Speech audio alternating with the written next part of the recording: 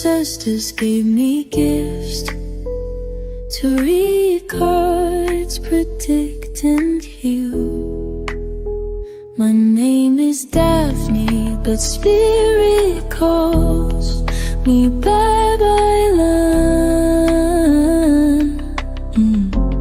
Angels communicate through numbers. Intuition is so deep. Hi everyone! Welcome po sa inyong almost personal reading. I want you to know that this is a general reading, so you may resonate po sa buong reading na ito or baka konti lamang, take what's only yours. I also want you to know that this is a timeless reading, so whenever you find the video, the message is meant to find you. Your first card is the King of Swords and the Six of Swords. You know what? Medyo maganda naman yung nangyayari kasi I feel like somewhat meron ng kaayusan, no? Medyo strict nga lang, medyo parang hindi nakakahinga, pero at least hindi na kayo ganun kagulo, katulad ng dati. Meron kasi dito with the King of Swords, I'm trying to fix everything, so parang yung isa hindi nakikiki-operate back then. So ngayon, yung ginagawa nitong taong ito is parang slowly, sabihin nating dahan-dahan kong hinihigpitan yung connection. Hindi naman ito para manipulahin, no, yung tao. Ginagawa ko ito para umayos yung relasyon natin. Ginagawa ko ito para somewhat magkaroon tayo ng harmony. Kasi at the end of the day, itong relasyon na ito ay para sa ating dalawa, hindi ba? So, yun nga lang. Ang nagiging the Devil card. So parang someone here is getting overwhelmed either with the rules, parang yung isa parang na-OOA yan, no? Sa mga gustong mangyari, na-OOA yan sa gustong ipagawa. The Devil card clarified with the Chariot and the Six of Wands. Parang pinipigilan na rin lumabas, pinipigilan na rin sumama sa mga barkada. So, naboboringan ngayon yung itong taong ito, no, doon sa nangyayari sa dynamic. Pwede rin kasing may mga bisyo, no, itong person na ito. Kaya din hinihigpitan. Pero para sa kanya, iba yung perception nitong taong ito na tao na naghihigpit para mabumuti. Yung pinaghihigpitan is iba din yung perception para tinatanggal mo yung freedom ko, no? So, with the Ten of Swords, nako parang sabi ko yata mas nagiging okay. I feel like medyo naging okay siya panandalian. Kaso parang papunta na tayo doon sa end ng process natin of paputok na ba yung gigil natin? Nasusundo ba ng person natin yung gigil, yung pikon natin?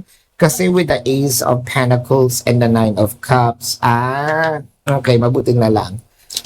Yung paputol dito is yung mga bisyo. Yung paputol dito is maganda naman pala.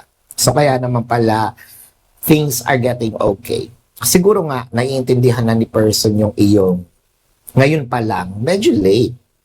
Ngayon pa lang niya naiintindihan yung gusto mong mangyari. Ngayon pa lang niya naiintindihan yung kaya pala gusto niya akong gawin to. Yung pala may magandang resulta. So na-appreciate na siguro the Seven of Cups. Meron din dito siguro, no, bukod sa naka-ambition naman itong taong ito. Bukod sa nagbibisyon na siya ng either siguro drugs, no, alak, sugal,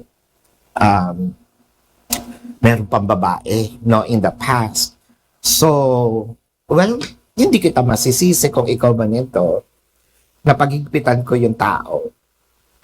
Kahit ako man, no, hindi lang as a reader, as a tao, my initial reaction is, I love you. I love the connection. So, tayong dalawa to eh. Kung sinisira mo, mabuti kung kasama mo ako pagsira, mabuti kung nag-a-addict din ako, mabuti kung nanlalalaki din ako, di tutulungan kitang masira. Hindi eh. So what I'm doing here, since kinokontra talaga kita, kasi gusto ko maayos tayo, 'di ba? Gusto ko meron tayong harmony. So with the Page of Pentacles, pa-open na no itong new chapter ng iyong romantic sabihin natin romantic pages with this person. Mabuti na lang same person, 'di ba? Kasi yung iba nag-open nga yung ibang pages pero doon naman sa iba. So at least ito pa rin yung taong ito. With the Ace of Cups and the Judgment, pwede nating sabihin kasi na with the Ace of Cups, manunumbalik yung pagmamahal, manunumbalik yung focus. Kasi with the Judgment, nandito yung isip ni person, no? Na mas kailangan ko ngang pagbutihin itong relasyon na ito kesa doon sa mga barkada, siguro mas uunahin ka or hindi ko kayang ipagpalit itong relasyon na ito para lang sa bisyo. So with the Nine of Swords and the Justice, pwedeng kahit nagbago na si person, siguro ito yung iyong na-experience ngayon. Nagbago naman na si person or nakikita mo na yung pagbabago. Pero nai-stress ka pa din. Hindi dahil meron siyang pinapakitang masama, kundi dahil pinapakita niya yung maganda. Ang nakakatakot kasi dito, baka bumalik siya. Siguro yun yung worry mo kasi nandito yung justice. Yun siguro ang worry mo. Pero ang nakikita natin dito, you don't need to, no? You don't need to worry. You don't need to think of anything else. Kasi the justice card represents it all. Na parang, yun na yung pinaka-last chapter ng napagdaanan ninyo. And hindi na ito mauulit ever. So smooth naman ang magiging sailing with the Six of Swords towards the justice na parang yung sabi ko nga pa-open na no ang relationship ninyo into another level of commitment. Mas seryoso, mas mapagmahal, mas okay, mas may harmony. So this is your reading. Kung kayo po ay nakaka-resonate, let me know sa comment section. Kung kayo po ay may mga tanong sa description box po ng video na ito, there is a link. Click the link, you're gonna be routed to my website. Nandun po yung name, number, QR code, amount per question. Take advantage of the 4 questions plus 1 kasi discounted na po yun. And if you want to book a private reading, nandun din po siya. Now let's check the zodiac sign of the person. This can be their sun sign or a placement in their chart. Siyempre, reading mo to, lalabas din ang inyong zodiac sign, if not placement ng iyong chart. I'm seeing Libra, Cancer, Capricorn, Leo, Sagittarius, Gemini, Scorpio, Pisces, Taurus, Aquarius. So this is your reading. Maraming salamat. Love and light. Namaste. See you po sa susunod na readings. Goodbye.